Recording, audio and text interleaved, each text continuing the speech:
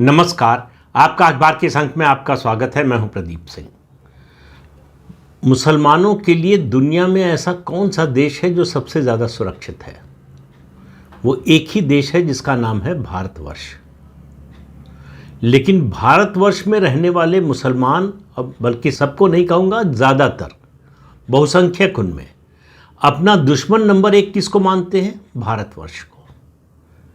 उसके टुकड़े होने की कामना करते हैं, हर समय दंगा करने की कोशिश करते हैं, यहाँ अशांति फैलाने की कोशिश करते हैं, अराजकता फैलाने की कोशिश करते हैं। अभी 20 तारीख को, यानी कल की ही बात है, पाकिस्तान के वो फील्ड मार्शल आसिम मुनीर ने शिया मौलवियों की बैठक बुलाई और शिया मौलवियों की बैठक में ऐसी बात कही कि अगर आपको ये न बताया जाता ये किसने बोला है, किसने कहा है, तो यहाँ बहुत सारे जितने ये सूडो सेकुलर हैं वो उछल कर कहते हैं कि ये जरूर बजरंग दल, विश्व हिंदू परिषद, आरएसएस के लोग बोल रहे होंगे। आसिम मुनीर ने कहा कि अगर ईरान से इतना प्रेम है तो ईरान चले जाओ। और उसमें पाकिस्तान में जो सबसे बड़े मौलवी है अल्लामा आगा शिफा नजफी, वो बहुत बैठे हुए थे। बाहर निकल कर उन्होंने कहा कि जिस तरह की बातें बोली मुनीर ने, जो कुछ कहा वो अपमानजनक था।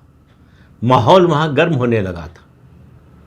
उन्होंने बीच में बोलने की कोशिश की लेकिन मुनीर ने सुना नहीं।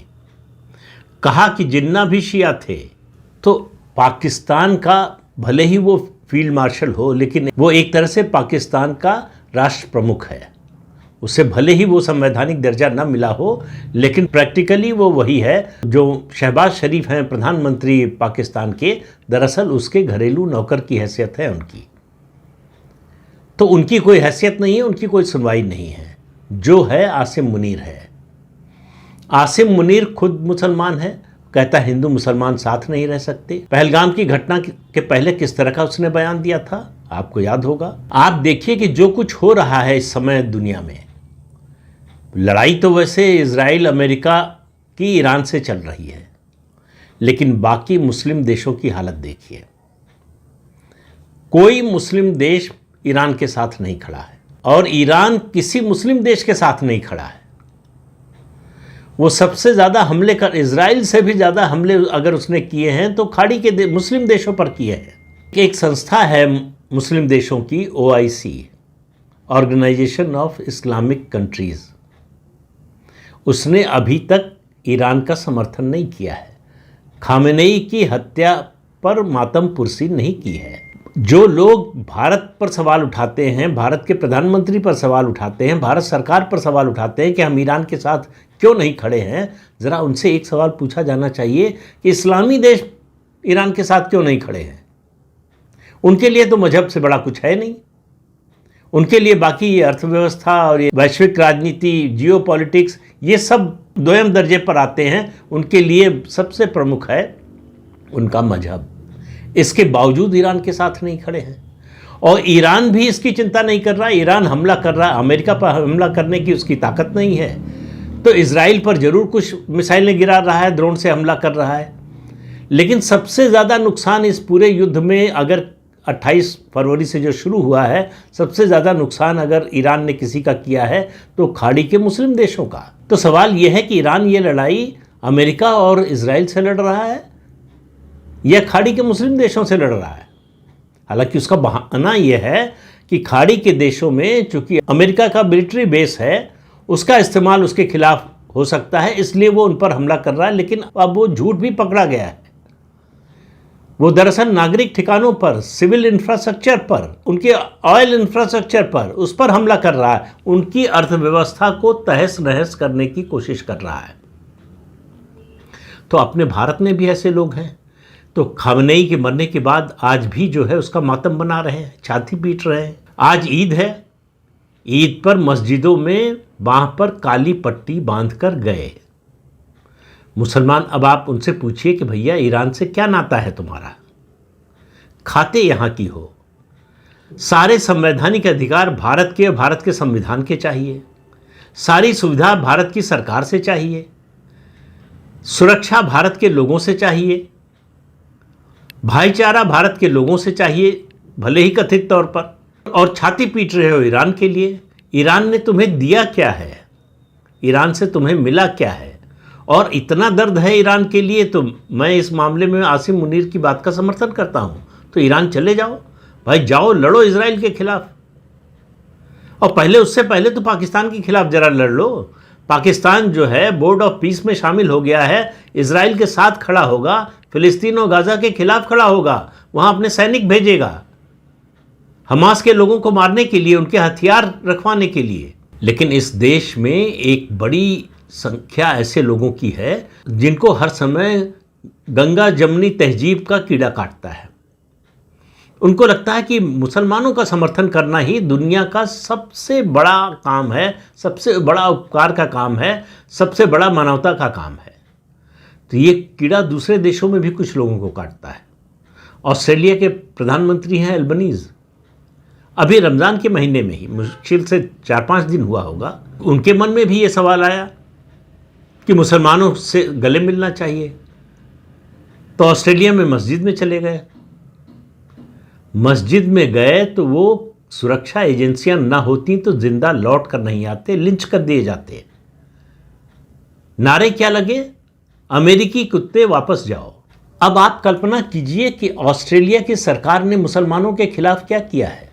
दूसरे देशों से आकर वहां उन्होंने शरण ली है, उनको नौकरी दी है, उनकी सुरक्षा का बंदोबस्त करते हैं, उनके खाने पीने का इंतजाम करते हैं। उनके खिलाफ ऑस्ट्रेलिया के मुसलमानों का ये रुख है। तो आप अंदाजा लगा लीजिए भारत में क्या होगा। भारत में ये जो लोग जो है गंगो जमन तहजीब की बात करते हैं, दरअसल वो आंखों पर पट्टी बांधे हुए हैं, वो सच को देखना नहीं चाहते। महाभारत में एक पात्र, नाम तो सबने अच्छी तरह से सुना होगा, जिसने महाभारत पढ़ी है उसने भी, नहीं पढ़ी है उसने भी, जिसने टेलीविज़न पर देखी है उसने भी, जिसने टेलीविज़न पर नहीं देखी है उसने भी, गांधारी।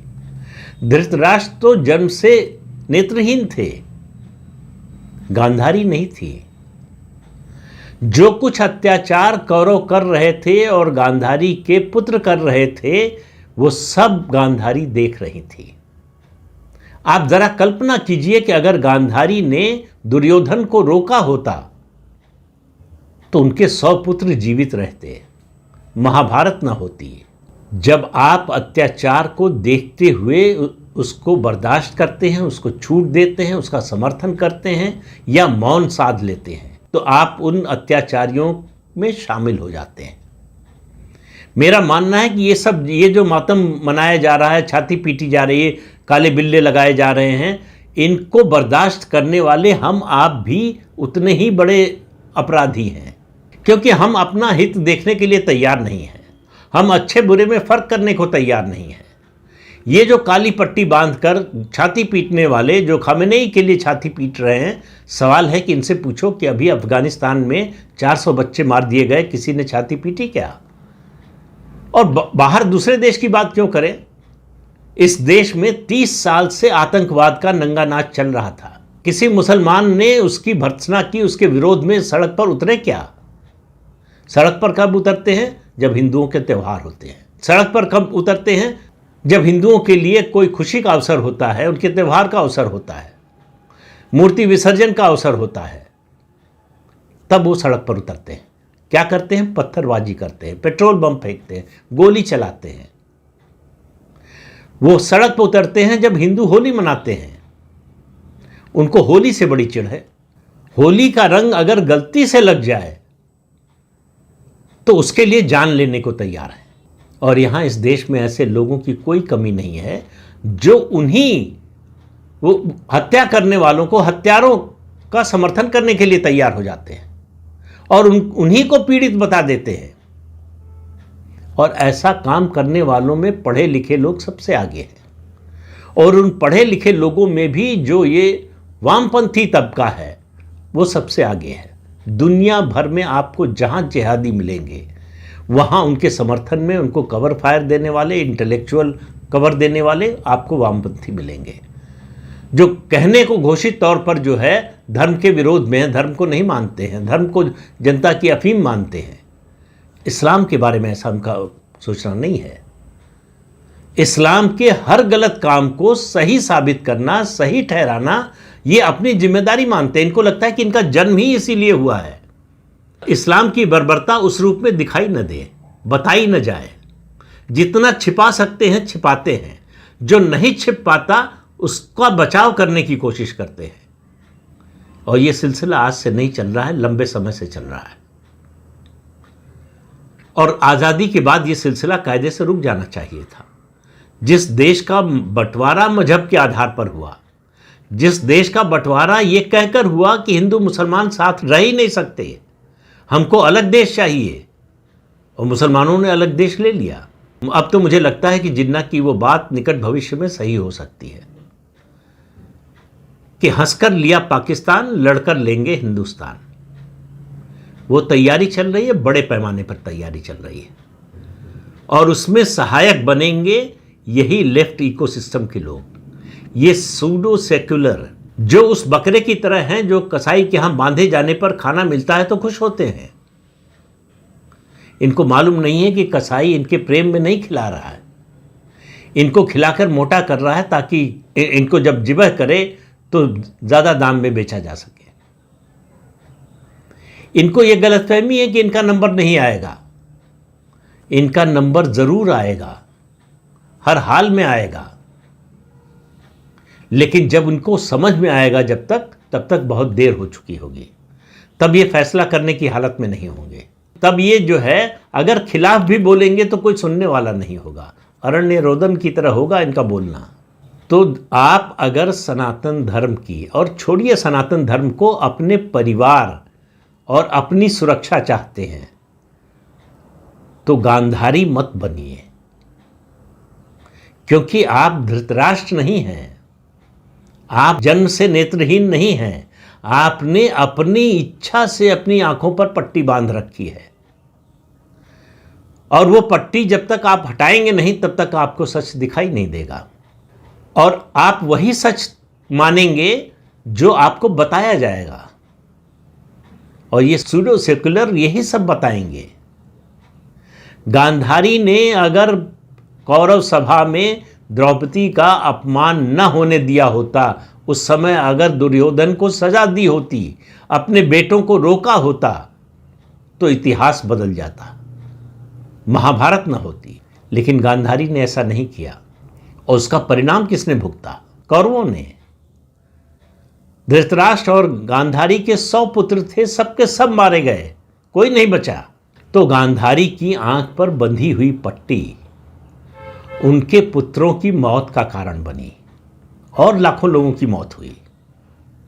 उन सब की मौत की जिम्मेदार भी गांधारी है, या कौरव सभा में बैठे हुए वो विद्वान लोग, वो चाहे द्रोणाचार्य हों, भीष्म पितामह हों, या विदुर, भले ही वो समय समय पर बोलते रहे हों, लेकिन वो दरबार छोड़कर नहीं गए। तो दिनकर जी की कविता की एक लाइन वो है कि जो तटस्थ है समय लिखेगा उनका भी अपराध। तो तटस्थ होना भी विशेष परिस्थितियों में अपराध होता है। तटस्थता जो है एक तरह के अत्याचार का समर्थन है। अत्याचार होते हुए देखें और आप देखकर निकल जाएं, आप दरअसल वो अत्याचारी का साथ ही नहीं दे रहे हैं, आप कायरता दिखा रहे हैं, आप निर्लज्जता दिखा रहे हैं, आप संवेदनहीनता दिखा रहे हैं। हिम्मत करिए। हिम्मत किस बात की? बोलने की, सच को देखने, सच को जैसे देख रहे हैं उस तरह से कहने की। ये जो मीठी मीठी बातें बोलने की आदत हो गई है हम लोगों की कि सब अच्छे हैं, सब अच्छे हैं, सबसे मिलजुल कर रहना चाहिए। किससे मिलजुल कर रहना चाहिए, किससे नहीं मिलजुल कर रहना चाहिए, वो हम रहें न रहें उनसे मिलजुल कर, ये पता होना चाहिए। अगर ये भी नहीं पता है तो हम अभिशप्त हैं उस अवस्था को प्राप्त करने के लिए जिसमें गांधारी के पुत्रों की जो अवस्था हुई। तो आप सोच लीजिए, आप देश को भूल जाइए, समाज को भूल जाइए, मानवता को भूल जाइए, अपने और अपने परिवार की चिंता कीजिए। अगर इतनी चिंता कर लेंगे तो भी आप देश की बहुत बड़ी सेवा करेंगे, समाज की बहुत बड़ी सेवा करेंगे। क्या आप इतना सा परिश्रम करने को, इतना सा काम करने को तैयार हैं?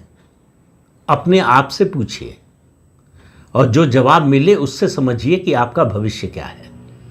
आपका ही जवाब बताएगा आपका भविष्य क्या है। किसी से पूछने की जरूरत नहीं है, किसी ज्योतिषी के पास जाने की जरूरत नहीं है।